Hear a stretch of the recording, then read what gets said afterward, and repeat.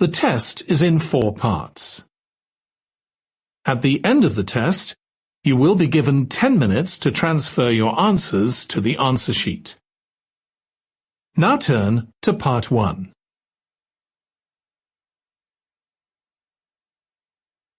Part 1. You will hear a man phoning a woman about an advertisement he has seen in the paper for some furniture.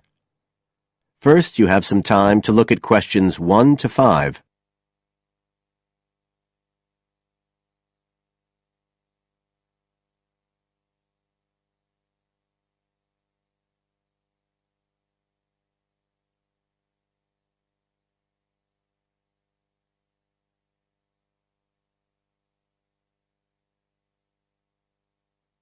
Listen carefully and answer questions 1 to 5.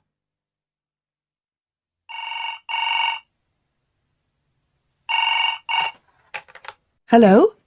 Oh, hello. I'm ringing about the advertisement in yesterday's newspaper. The one for the bookcases. Can you tell me if they're still available? We've sold one, but we still have 2 available. Right. Can you tell me a bit about them? Sure. What do you want to know? Well, I'm looking for something to fit in my study. So, well, I'm not too worried about the height, but the width's quite important.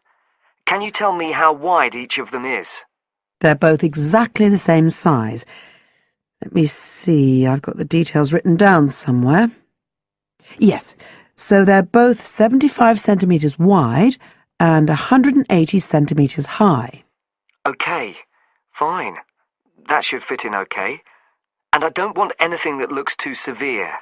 Not made of metal, for example. I was really looking for something made of wood.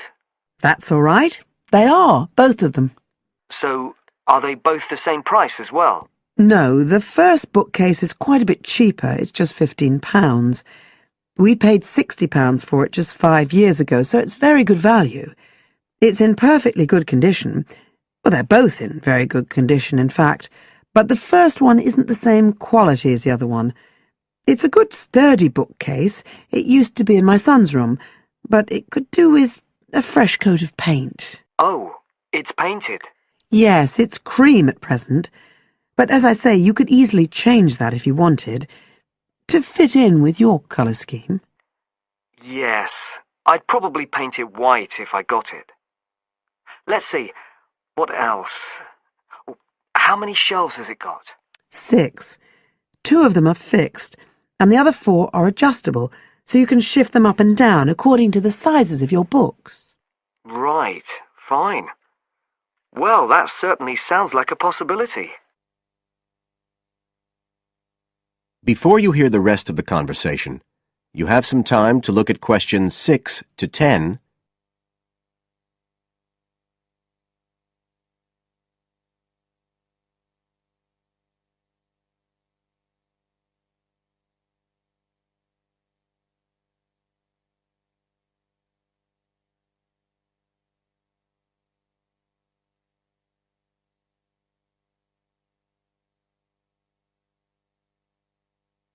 Now listen and answer questions 6 to 10. But the second one's a lovely bookcase too. That's not painted, it's just the natural wood colour, dark brown. It was my grandmother's, and I think she bought it sometime in the 1930s, so I'd say it must be getting on for 80 years old, so it's very good quality. They don't make them like that nowadays. And you said it's the same dimensions as the first one? Yes, and it's got the 6 shelves, but it also has a cupboard at the bottom that's really useful for keeping odds and ends in. Right. Oh, and I nearly forgot to say, the other thing about it is it's got glass doors, so the books are all kept out of the dust. So it's really good value for the money. I'm really sorry to be selling it, but we just don't have the room for it. So what are you asking for that one? £95. It's quite a bit more, but it's a lovely piece of furniture. A real heirloom. Yes. All the same, it's a lot more than I wanted to pay. I didn't really want to go above 30 or 40. Anyway, the first one sounds fine for what I need. just as you like. So, is it all right if I come round and have a look this evening? Then, if it's okay, I can take it away with me. Of course. So you'll be coming by car, will you? I've got a friend with a van, so I'll get him to bring me round. If you can just give me the details of where you live. Sure. I'm Mrs. Blake. Blake? That's right. And the address is 41 Oak Rise. That's in Stanton. Okay, so I'll be coming from the town centre. Can you give me an idea of where you are? Yes. You know the road that goes out towards the university? Yes. Well, you take that road and you go on till you get to a roundabout. Go straight on, then Oak Rise is the first road to the right. Out towards the university, past the roundabout, first left. First right. And we're at the end of the road. Got it. So I'll be round at about 7, if that's all right. Oh, and my name's Connor. Connor Field. Fine. I'll see you then, Connor. Goodbye. Goodbye. That is the end of part 1. You now have 1 minute to check your answers to part 1.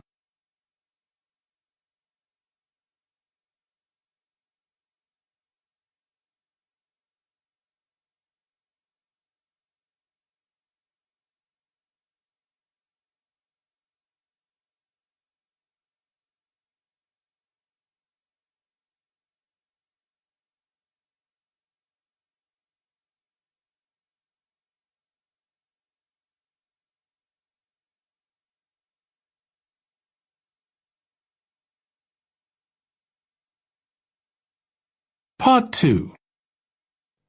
You will hear a talk on New Zealand radio about an art sale which is being held to raise money for charity. First, you have some time to look at questions 11 to 13.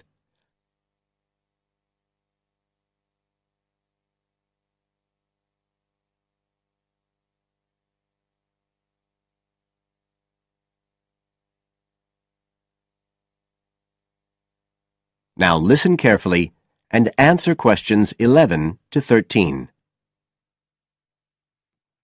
One of the most anticipated art events in Christchurch is the charity art sale organised this year by Neil Curtis. Neil, tell us all about it. Well, Diane, this looks like being the biggest art sale yet. And the best thing about it is that the money raised will all go to charity. So what you probably want to know first is where it is. Well, the pictures will be on view all this week, most of them at the Star Gallery in the shopping mall. But we have so many pictures this year that we're also showing some in the cafe next door. So do drop in and see them any day between 9 and 5. Now, if you're interested in buying rather than just looking, and we hope a lot of you will be, the actual sale will take place on Thursday evening, with sales starting at 7:30. Refreshments will be available before the sale, starting at 6:30. We've got about 50 works by local artists showing a huge range of styles and media, and in a minute I'll tell you about some of them. You're probably also interested in what's going to happen to your money once you've handed it over. Well, all proceeds will go to support children who are disabled, both here in New Zealand and also in other countries. So you can find an original painting, support local talent, and help these children all at the same time. Before you hear the rest of the talk, you have some time to look at questions 14 to 20.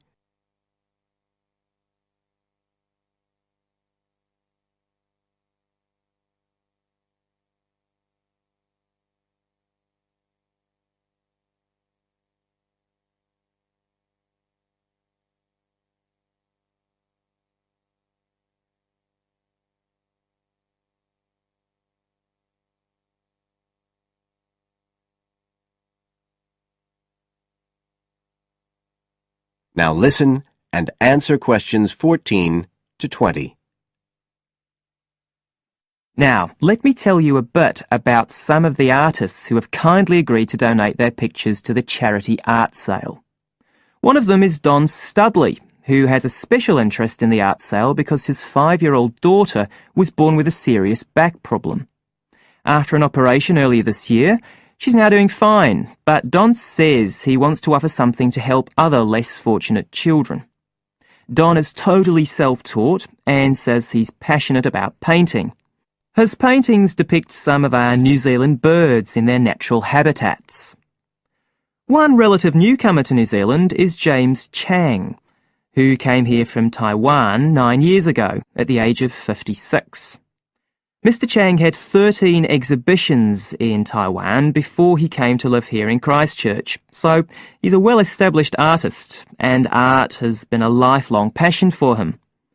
His paintings are certainly worth looking at. If you like abstract pictures with strong colour schemes, you'll love them. Natalie Stevens was born in New Zealand, but has exhibited in China, Australia and Spain. As well as being an artist, she's a website designer. She believes art should be universal, and her paintings use soft colours and a mixture of media. Most of her pictures are portraits, so watch out, some of them may even be friends of yours. And then we have Christine Shin from Korea. Christine only started to learn English 2 years ago when she arrived in New Zealand, but she's been painting professionally for over 10 years, and she sure knows how to communicate strong messages through the universal language of art. She usually works from photographs and paints delicate watercolours, which combine traditional Asian influences with New Zealand landscapes, giving a very special view of our local scenery. Well, that's all I have time to tell you now, but as well as these 4, there are many other artists whose work will be on sale, so do come along on Thursday. We accept cheques, credit cards or cash. And remember, even if you don't buy a picture, you can always make a donation. That is the end of part 2. You now have 30 seconds to check your answers to part 2.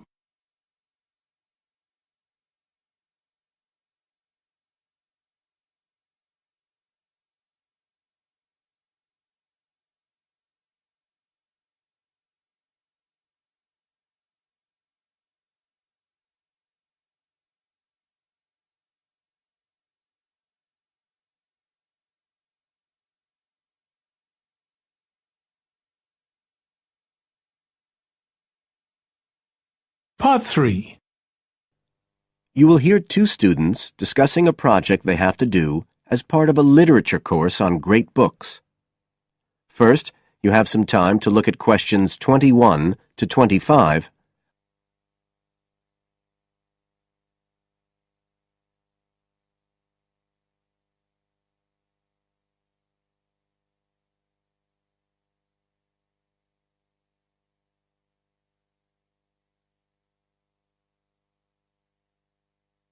Now listen carefully and answer questions 21 to 25.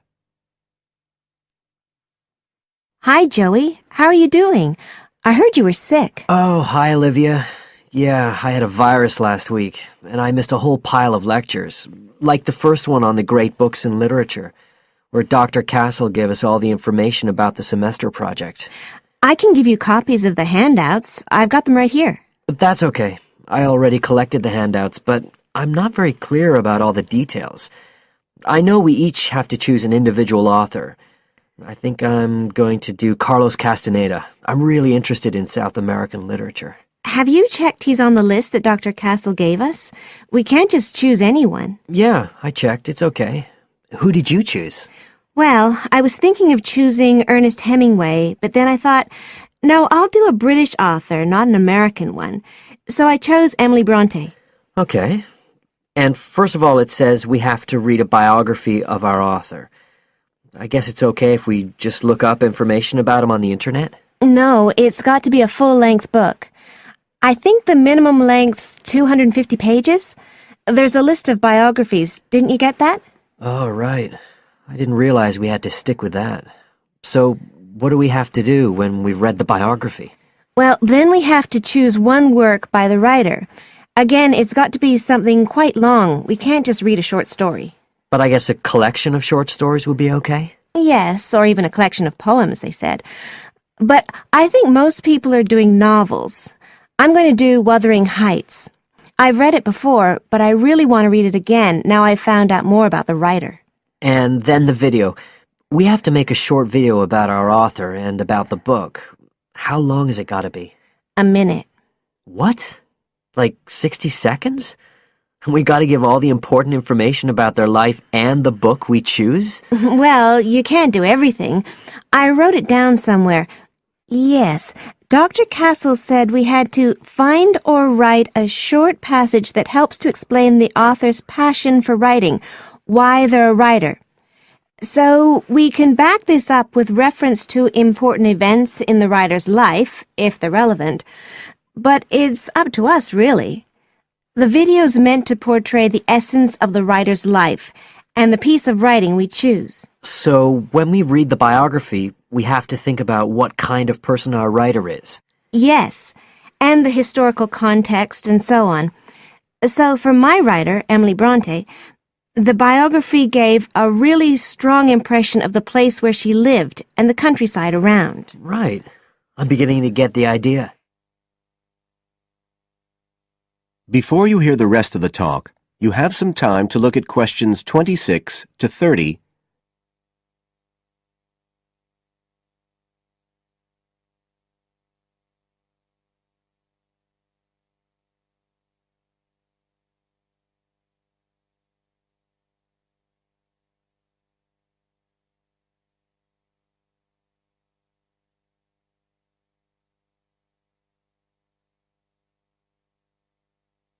Now listen and answer questions 26 to 30. Can I check the other requirements with you? Sure. The handout said after we'd read the biography, we had to read the work we'd chosen by our author and choose a passage that's typical in some way, that typifies the author's interests and style. Yes, but at the same time, it has to relate to the biographical extract you choose. There's got to be some sort of theme linking them. Okay, I'm with you. And then you have to think about the video. So are we meant to dramatize the scene we choose? I guess we could, but there's not a lot of time for that. I think it's more how we can use things like sound effects to create the atmosphere, the feeling we want. And presumably visuals as well? Yeah, of course. I mean, I suppose that's the whole point of making a video. But whatever we use has to be historically in keeping with the author. We can use things like digital image processing to do it all. So we can use any computer software we want? Sure. And it's important that we use a range, not just one software program. That's actually one of the things we're assessed on. Okay. Oh, and something else that's apparently really important is to keep track of the materials we use and to acknowledge them. Including stuff we download off the internet, presumably? Yeah, so our video has to list all the material used with details of the source in a bibliography at the end. Okay. And you were talking about assessment of the project. Did they give us the criteria? I couldn't find anything on the handout. Sure. He gave us them in the lecture. Let's see, you get 25% just for getting all the components done. That's both sets of reading and the video. Then the second part is actually how successful we are at getting the essence of the work. They call that content, and that counts for 50%. Then the last 25% is on the video itself, the artistic and technical side. Great. Well, that sounds a lot of work, but a whole lot better than just handing in a paper. Thanks a lot, Olivia. You're welcome. That is the end of part 3. You now have 30 seconds to check your answers to part 3.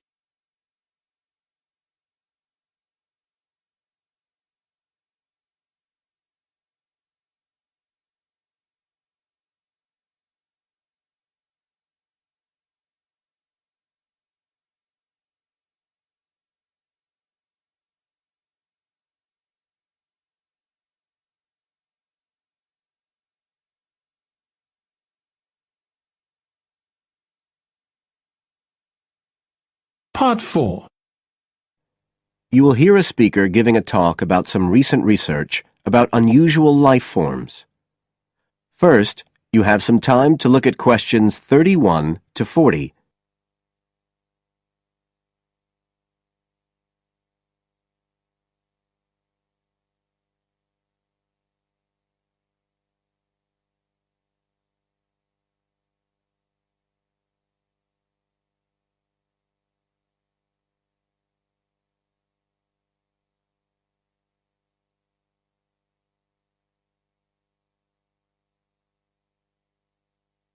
Now listen carefully and answer questions 31 to 40.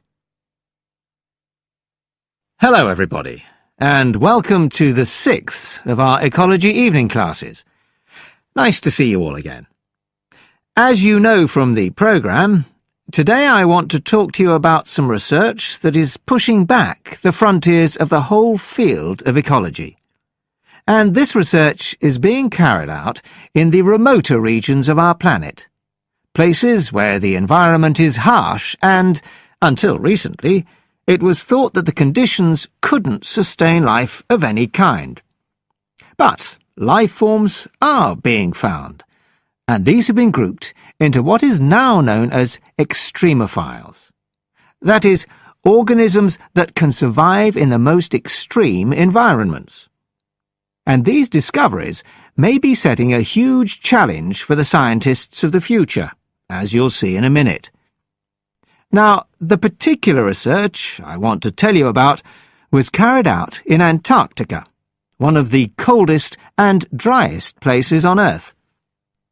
But a multinational team of researchers from the US, Canada, and New Zealand recently discovered colonies of microbes in the soil there where no one thought it was possible. Interestingly enough, some of the colonies were identified as a type of fungus called Bouveria bassiana, a fungus that lives on insects. But where are the insects in these utterly empty regions of Antarctica? The researchers concluded that this was clear evidence that these colonies were certainly not new arrivals. They might have been there for centuries, or even millennia. Possibly even since the last ice age. Can you imagine their excitement? Now, some types of microbes had previously been found living just a few millimeters under the surface of rocks, porous Antarctic rocks. But this was the first time that living colonies had been found surviving, relatively deeply in the soil itself, several centimeters down, in fact.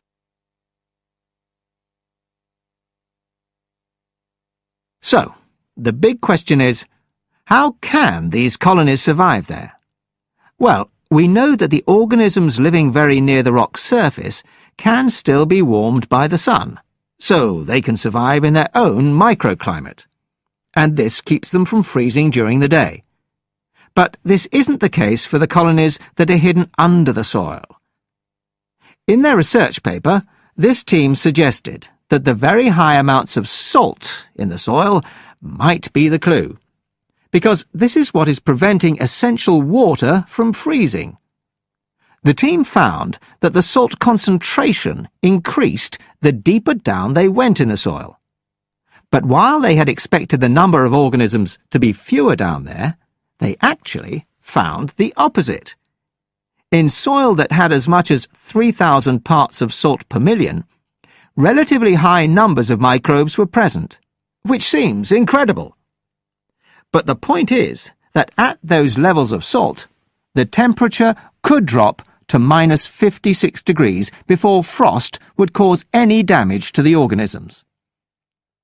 This relationship between microbes and salt, at temperatures way below the normal freezing point of water, is a really significant breakthrough. As you all know, life is dependent on the availability of water in liquid form, and the role of salt at very low temperatures could be the key to survival in these kinds of conditions. Now, the process at work here is called supercooling, and that's usually written as one word, but it isn't really understood as yet, so there's a lot more for researchers to work on.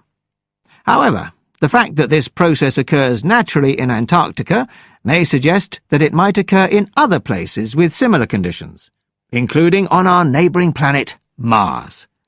So, you can start to see the wider implications of this kind of research. In short, it appears to support the growing belief that extraterrestrial life might be able to survive the dry, cold conditions on other planets after all. Not only does this research produce evidence that life is possible there, it's also informing scientists of the locations where it might be found. So all of this might have great significance for future unmanned space missions. One specialist on Mars confirms the importance of the interaction. That is the end of Part 4. You now have 1 minute to check your answers to Part 4.